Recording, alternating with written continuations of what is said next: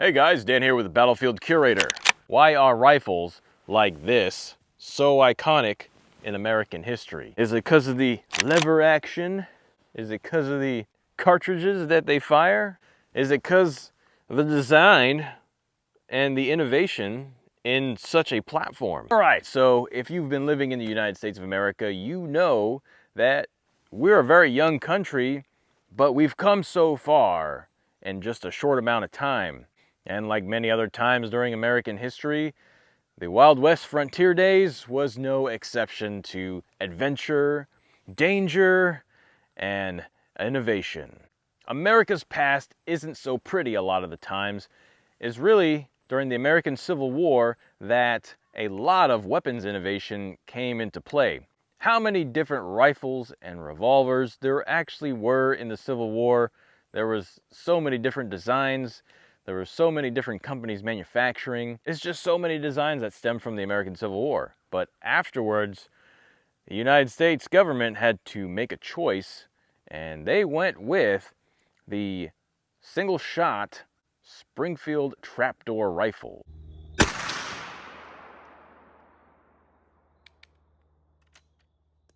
One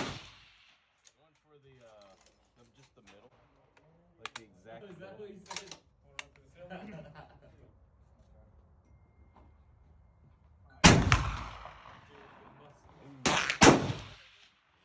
One of the reasons why they went with this rifle is because they had so many percussion cap black powder rifles in storage that they were trying to be cheap and convert them to a trapdoor design. This would eventually lead to the adoption of trapdoor rifles in the 50-70 and then eventually trapdoor rifles in the 45-70 cartridge. There was another rifle that was used during the Civil War that became even more popular. That was the 1860 Henry, which Winchester ended up making an 1866 lever action, which led to the development of the 1873, somewhat similar to what I got here. The 1873 has a little lifter gate to load the next cartridge in from a tube down here. And then you close the lever, and now the round is chambered. At the same time, the hammer here is in the cocked position, and now you are ready to fire.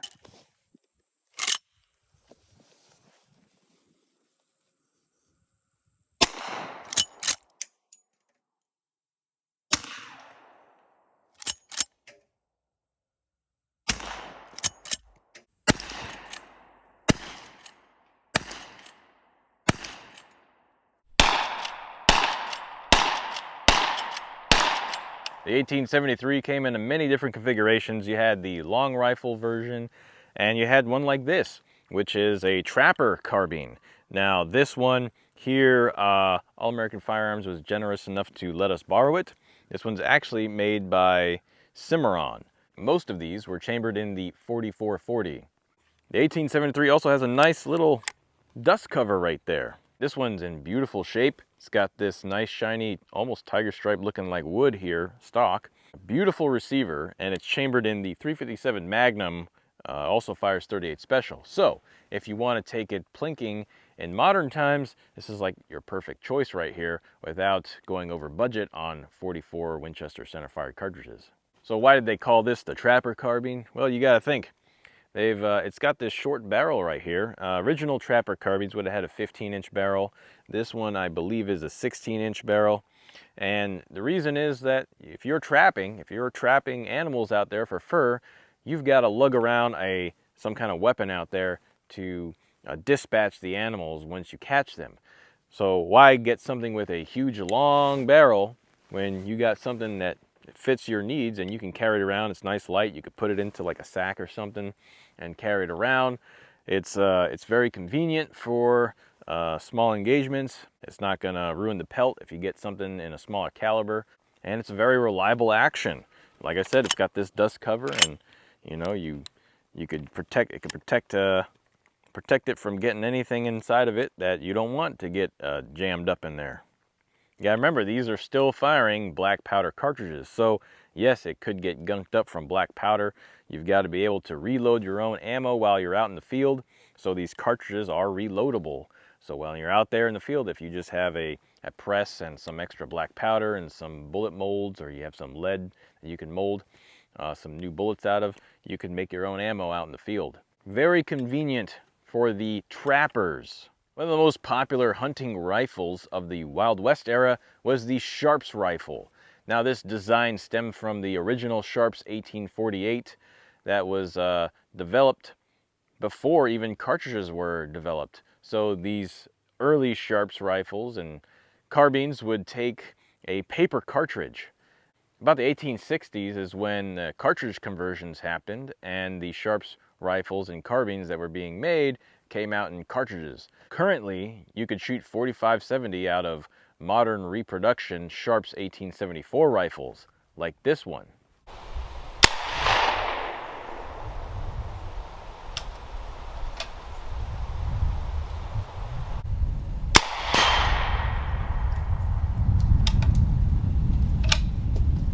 These rifles were well known for their long-range accuracy, so it's no doubt that they became popular with hunters, and they were also popular with certain Civil War units like the Berdan Sharpshooters.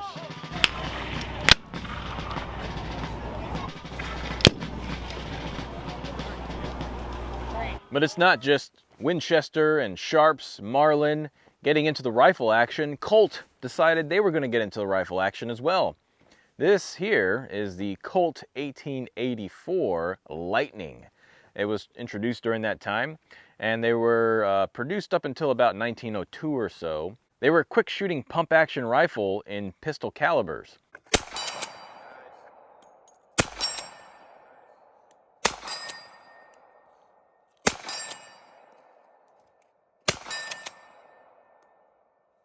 Now you could get the express version, which came in a larger caliber, but this one right here is in the 357. It's a modern reproduction made by Pedersoli. Because lever actions of the time were so popular, Colt really wanted to get into the game with their own rifle and rifle design.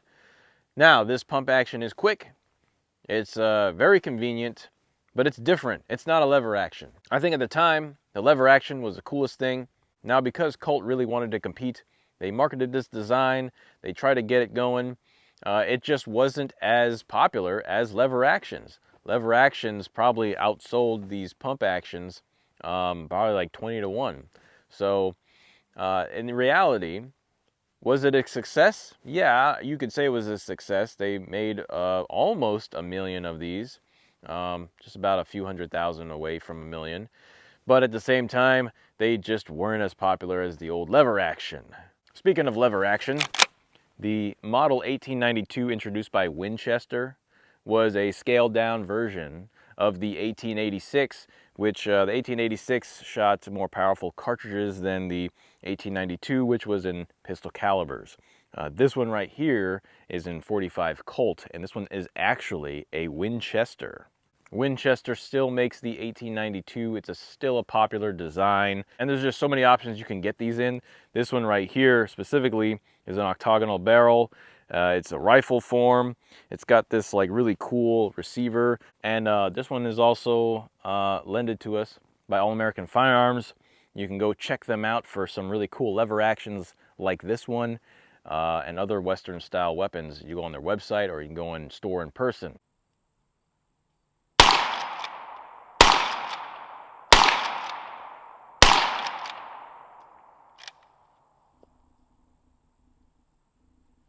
I've also got Rossi 92, modern reproduction. Rossis are as cheap as you can get with the model 92s, and honestly, the quality is not bad at all. It's really good quality. I've used this one. I've shot about 100 or 200 rounds through it, somewhere between there, and I've had my friends shoot it as well.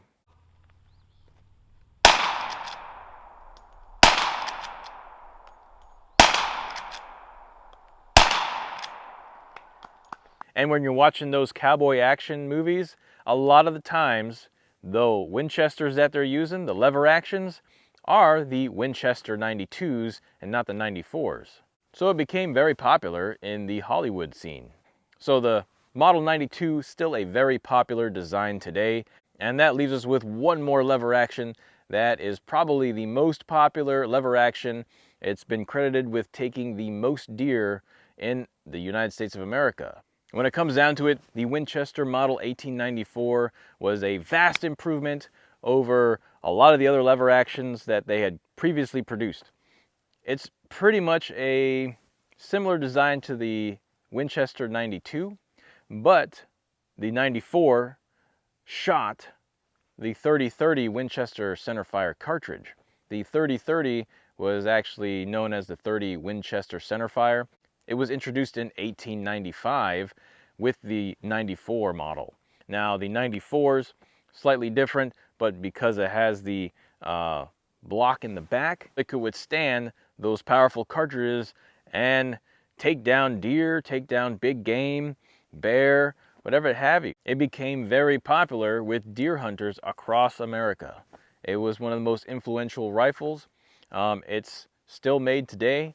The 94's slightly different these days. You might have the 94 AEs, so Winchester in the, I want to say the 80s, introduced the Winchester 94 AE, which meant that it ejects from the side. You got to remember, these Winchesters were all top eject. And that's why when you fire him, you want to wear a brimmed hat, because if a hot shell comes out of there, it might go down in your shirt, into your collar, and get stuck down there, and it wouldn't be a very pleasant experience.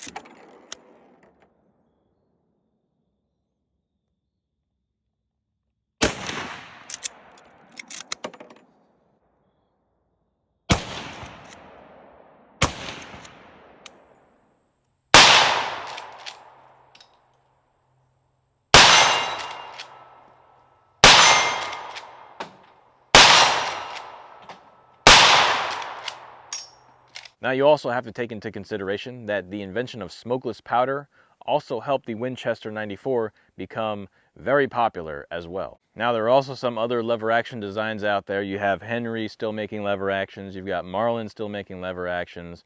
But when it comes down to it, the Winchester 94 is probably the most popular out of all of them, though I do think that the Marlin 336 is giving it a run for its money.